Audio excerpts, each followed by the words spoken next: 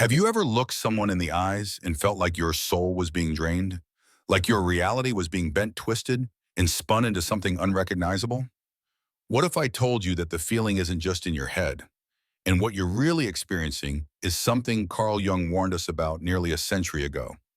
Stay with me, because what you're about to discover may not just change how you see toxic people. It may set you free from their grip permanently. Intro: Building Curiosity. In this video, we're going to unravel a psychological truth so powerful, so revealing, that it has the potential to make any narcissist, no matter how manipulative, back off in fear. This one sentence, rooted in Carl Jung's deep understanding of the psyche, isn't a comeback or a clever insult. It's a boundary they cannot psychologically breach.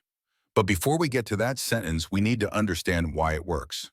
Because once you see through the narcissist's game, you won't fall for it again, and that changes everything. So, are you ready for the kind of clarity that turns confusion into confidence? If you're new here, hit that subscribe button and turn on notifications. We drop powerful psychology-backed insights every week to help you reclaim your mind and your energy. The shadow projection, Jung's warning. Carl Jung didn't use the word narcissist the way we do today, but what he described matches them perfectly.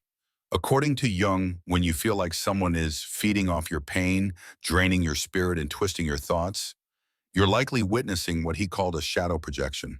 And here's the chilling part: you're not the problem. You're the mirror. The narcissist's fault is seeing their rejected self in you, their shame, their lost empathy, their unprocessed trauma. And rather than face it, they try to destroy it in you. The inflated ego, the real enemy. Jung identified something he called the inflated ego consciousness, a defense system designed to shield someone from their own inner void. Narcissists cling to this like it's armor, but it's not protection, it's prison.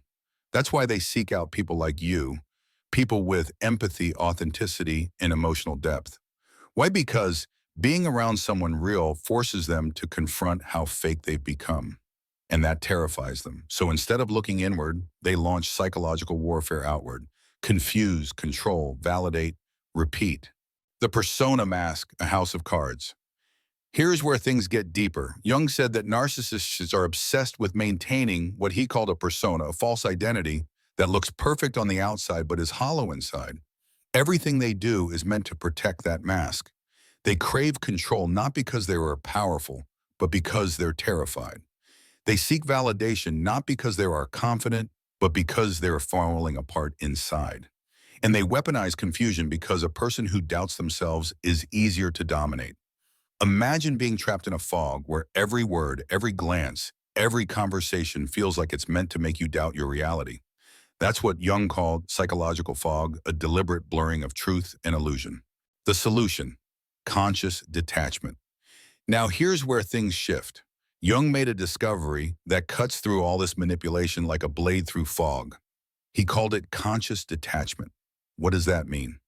It means you stop explaining yourself. You stop defending your reality. You stop participating in their psychological drama. Because every time you react, every time you cry, argue, or try to make them understand, you're giving them exactly what they want: your energy. Jung observed that narcissists feed on what he termed unconscious participation: your emotional engagement, your confusion, your attempts to reason with them. But when you detach, when you see their tactics and refuse to play along, something powerful happens. They start to lose control. The shift: becoming psychologically unavailable. This isn't about being cold or emotionally shut off. Jung's idea of detachment is something higher. It's called individuated consciousness, a state where you see the manipulation clearly, but don't absorb it. You become immune to their games. And here's the key: narcissists cannot survive in a space where their manipulation doesn't land. Without your participation, their mask starts to slip, their ego starts to deflate, and their control begins to crumble. It's like cutting off oxygen to a fire. The one sentence psychological kryptonite.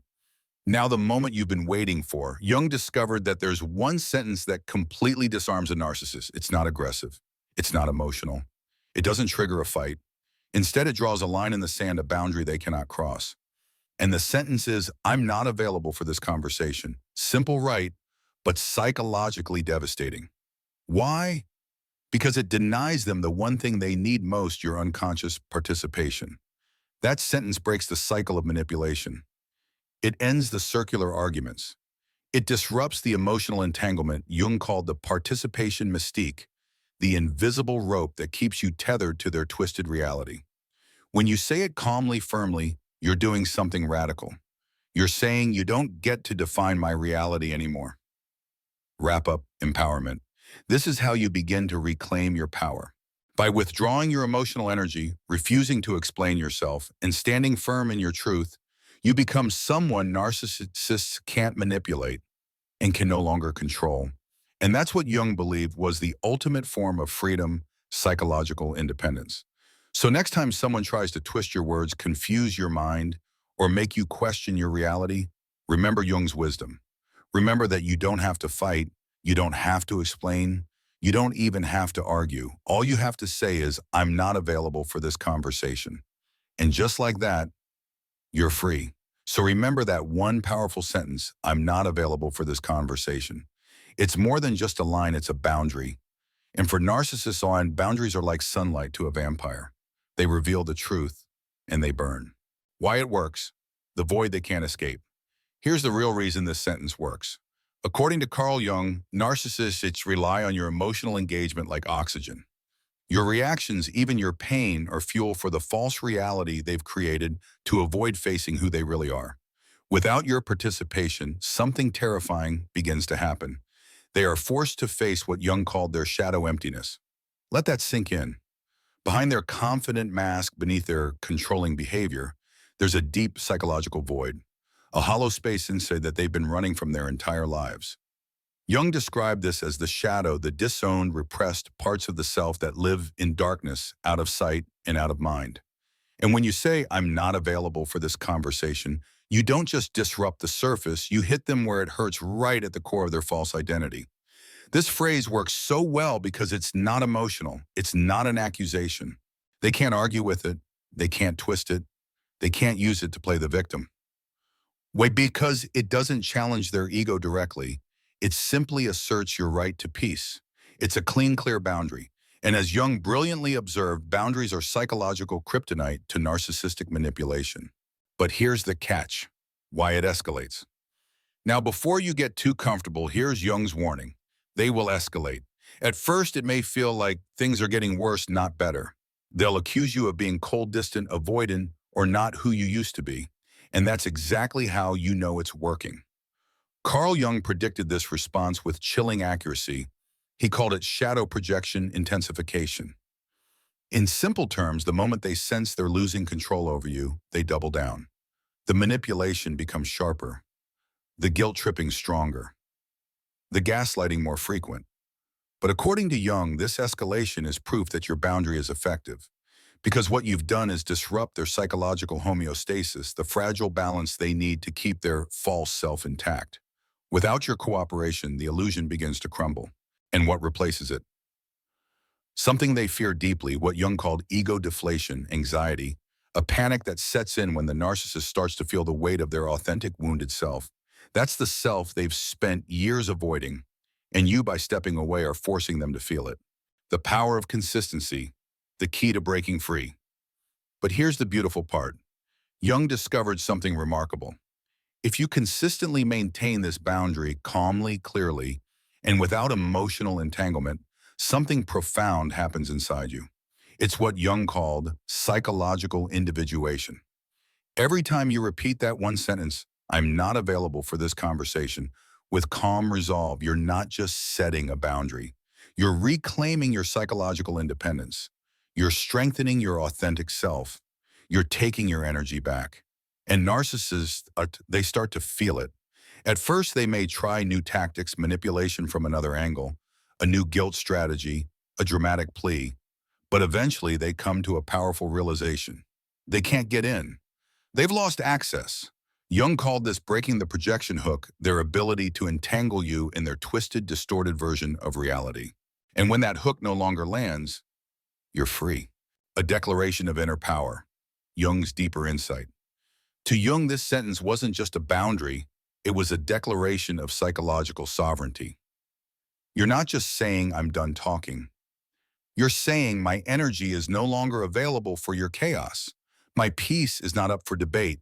My reality is not yours to rewrite. And this terrifies narcissists. Not because you are gone, but because the game is over, they can no longer use you to escape themselves. They've lost their host, they've lost their mirror, and now they're left with the one thing they've spent their entire life avoiding themselves. Becoming whole, Jung's final and most powerful lesson. Jung believed that maintaining this boundary consistently leads to the highest form of psychological growth. He called it individuation, the process of becoming whole. When you stay rooted in your truth and refuse to participate in someone else's projections, you become psychologically whole, someone who can no longer be fractured or fragmented by manipulation. It's not just about one narcissist. This transformation makes you immune to all narcissistic manipulation. You develop what Jung called conscious recognition, the intuitive ability to spot manipulation, projection, and mind games before they ever hook you. You become what narcissists fear the most, a target who's no longer available, someone they can't drain, confuse, or control. In Jung's words, you reclaim your authentic psychological authority. The shift within, seeing yourself differently. But here's Jung's most profound insight. This sentence doesn't just change how they see you, it changes how you see yourself. Each time you honor your own boundary calmly without drama, you strengthen your conscious ego. Not the fake inflated kind, the real you, the part of you that is grounded, wise, and whole. And this, according to Jung, is the root of true freedom. True psychological freedom. No more games. Freedom doesn't come from defeating the narcissist. It doesn't come from exposing them, changing them, or making them understand. It comes from becoming unavailable mentally, emotionally, spiritually for their unconscious projections. When you master the art of conscious non-participation, you don't just escape manipulation, you transcend it. This is how you reclaim your life. One boundary, one sentence, one moment of conscious choice at a time. In the end, the narcissist's greatest weapon becomes useless against you because you've chosen not to fight, not to argue, not to participate, and that's what makes them fear you forever. Not your anger, but your unshakable peace. Not your words, but your silence. Not your reaction, but your calm refusal to step into their world. And the moment you truly understand this, you've already won.